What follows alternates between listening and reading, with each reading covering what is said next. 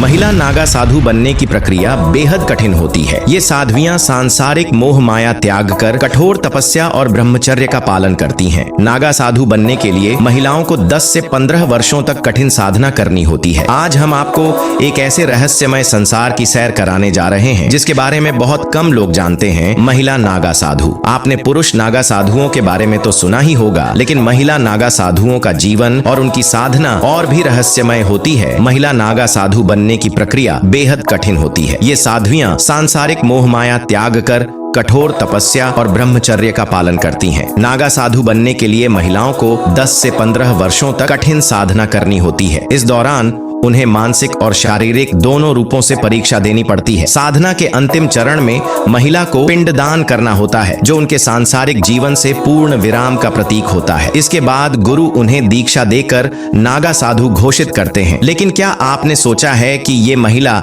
नागा साधु कुंभ मेले के बाद कहां चली जाती है? दरअसल ये साध्वियां हिमालय की दुर्गम गुफाओं और जंगलों में गुप्त साधना करती हैं, जहां वे पूरी तरह से ईश्वर साधना में लीन रहती हैं। महिला नागा साधुओं को पुरुषों की तरह निर्वस्त्र रहने की अनुमति नहीं होती। वे अपने शरीर को भगवा वस्त्र से ढकती हैं और साधना के दौरान पूर्ण ब्रह्मचर्य का पालन करती हैं। आपको जानकर हैरानी होगी कि कई विदेशी महिलाएं भी नागा साधु बनने के लिए भारत आती हैं। इनका मुख्य उद्देश्य सिर्फ ईश्वर साधना और आध्यात्मिक ज्ञान प्राप्त करना होता है। नागा साधुओं का जीवन केवल तप और त्याग का प्रतीक है। अगर आप भी अध्यात्म में रुचि रखते हैं तो कमेंट बॉक्स में हर हर महादेव जरूर लिखें और इस वीडियो को लाइक व शेयर करें। दोस्तों, पिछले भाग में हमने जाना कि महिला नागा साधु कैसे दीक्षा प्राप्त करती हैं और उनका जीवन कितना कठिन होता है। आज हम आपको बताएंगे उनकी साधना, शक्ति और रहस्यमय जीवन के बारे में कुछ और महत्वपूर्ण बातें। महिला नागा साधु कठोर तपस्या और साधना के लिए प्रसिद्ध होती हैं। उनकी साधना का मुख्य उद्देश्य सांसारिक इच्छाओं और वासनाओं पर पूरी तरह से विजय पाना होता है। यह साध्वियां दिन रात भगवान शिव का ध्यान करती हैं और किसी भी प्रकार के सांसारिक मोह से दूर रहती हैं। कहा जाता है कि वर्षों की साधना के बाद इन्हें अद्भुत आध्यात्मिक शक्तियां प्राप्त होती हैं। इनमें से कुछ शक्तियां इतनी रहस्यमय होती हैं कि आम लोग इनके बारे में सोच भी नहीं सकते।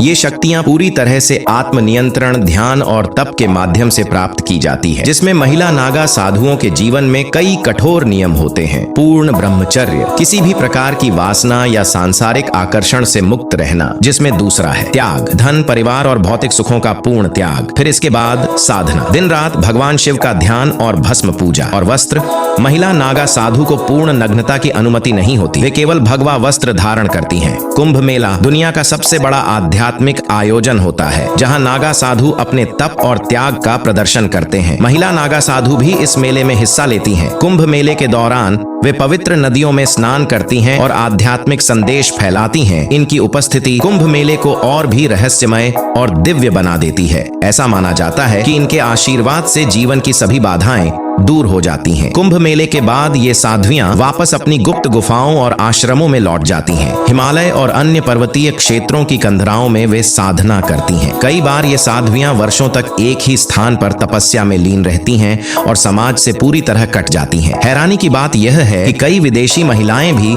नागा साधु बनने की ओर आकर्षित होती हैं। अमेरिका, रूस, जर्मनी और नेपाल से कई महिलाएं अध्यात्म की खोज में भारत आती हैं और दीक्षा लेकर नागा साध्वी बनती हैं। महिला नागा साधु केवल एक साध्वी नहीं, बल्कि अध्यात्म और तप का जीता जागता उदाहरण है। उनका जीवन त्याग, तपस्या और ईश्वर भक्ति का प्रतीक है। अगर आपको यह जानकारी रोचक लगी हो तो वीडियो को लाइक करें और कमेंट बॉक्स में हर हर महादेव जरूर लिखें।